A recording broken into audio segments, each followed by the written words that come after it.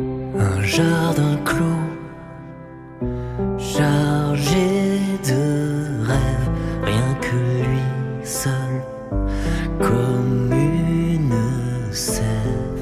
Jardin d'un soir où tout s'achève, prémisse d'un jour qui se lève.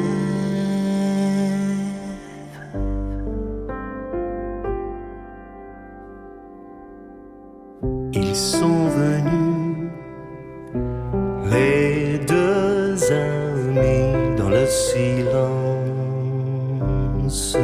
de la nuit, chercher celui qu'on a détruit pour embaumer.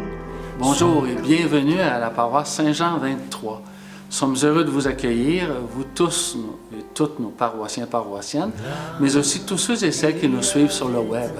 Alors, je ne sais pas quel genre de semaine vous avez passé, j'espère que la solitude n'a pas été trop difficile à vivre, ou réorganiser aussi. Alors, on vous accueille ici à la paroisse Saint-Jean 23 pour le 6e dimanche de Carême, donc le dimanche des rameaux et de la Passion de notre Seigneur Jésus-Christ.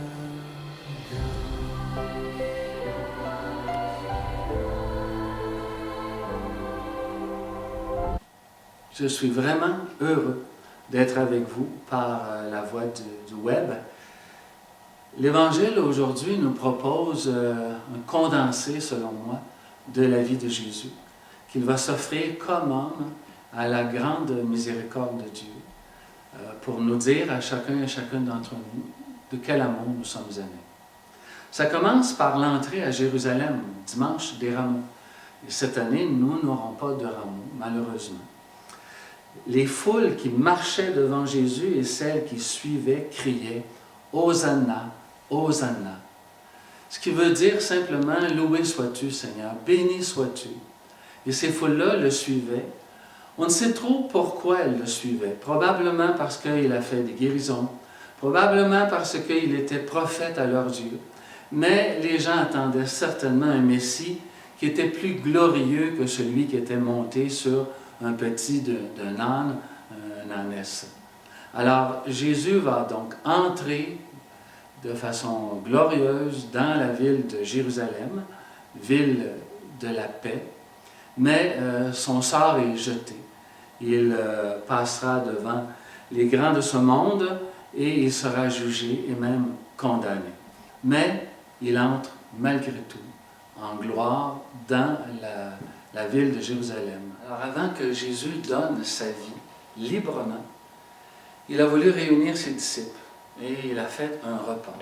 Ce repas, au temps de la Pâque, a été pour Jésus le dernier repas de son vivant avec ses disciples, évidemment.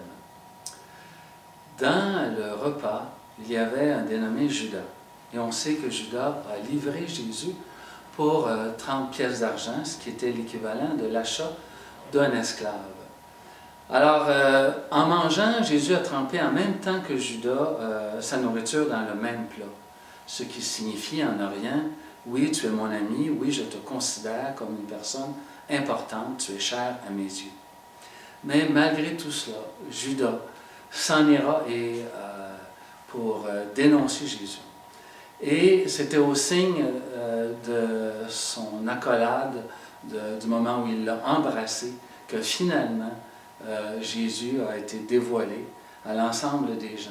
On l'a arrêté et on l'a amené pour qu'il comparaisse devant les grands de ce monde. Évidemment, le repas, c'est un repas de la Pâque. Et Jésus en a fait une action de grâce, sachant même qu'il était pour être livré. Alors, quelle action de grâce pourrions-nous faire aujourd'hui? Devant nous aussi, les réalités de notre monde, comme la COVID-19. Quelle action de grâce? Pourquoi pourrions-nous remercier Dieu? Pour être encore en santé, pour que les gens autour de nous le soient encore, pour ceux et celles qui travaillent sur la première ligne, pour ceux qui nous apportent encore de la nourriture, pour ceux et celles qui s'engagent auprès des autres. Alors, faire action de grâce dans chacune de nos Eucharisties, ce n'est pas banal. C'est la communauté tout entière qui redit au Seigneur, tout comme ton Fils Jésus, nous voulons faire action de grâce dans nos Eucharisties. Et quand ils se sont dirigés vers Gethsémani, j'ai eu le bonheur d'aller dans le Jardin des Oliviers à Gethsémani, c'est impressionnant, évidemment. Et ça devait l'être encore davantage parce que Jésus demandait à 3 de ses grands amis, Pierre, Jacques et Jean, de prier avec lui d'une façon plus intense. Mais à chaque fois, lorsqu'il est revenu vers ses amis s'étaient assoupis, dormaient. Est-ce que nous avons, moi en premier, une bonne attitude devant la prière? Est-ce que nous prenons du temps, surtout dans cette période où nous sommes plutôt captifs à la maison, est-ce que nous prenons du temps pour la prière? Est-ce que nous avons mis dans notre agenda du jour un temps pour le Seigneur? C'est peut-être l'invitation qui nous est lancée à Gethsémani. Prier, non pas seulement pour que la maladie se résorbe, mais prier pour tous ceux et celles qui vivent des souffrances, quelles qu'elles soient. Je vous invite maintenant à faire avec moi un temps de prière. Seigneur, devant toi, nous voulons t'offrir la misère du monde, la souffrance des uns et des autres. Nous voulons te prier pour toutes les personnes atteintes de la COVID-19, toutes les personnes qui sont réfugiées dans le monde, tous ceux et celles qui sont violés dans leurs droits fondamentaux, pour les enfants, pour notre société, afin qu'elle prenne ce temps qui lui est donné pour se laisser transformer, permettre à Dieu de changer quelque chose à l'intérieur de nos vies. Seigneur, pour tous ceux et celles qui ne croient pas en toi et pour qui la vie n'a que peu de sens, permets qu'en ce temps exceptionnel, nous puissions te donner du temps, réfléchir encore davantage et mettre tout le poids de notre vie entre tes mains.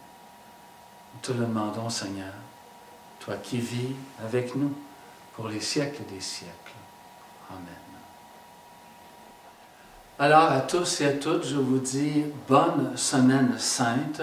Nous entrons dans une semaine exceptionnelle qui a été aussi un carême exceptionnel. Personne ne s'attendait de vivre ce que nous vivons actuellement.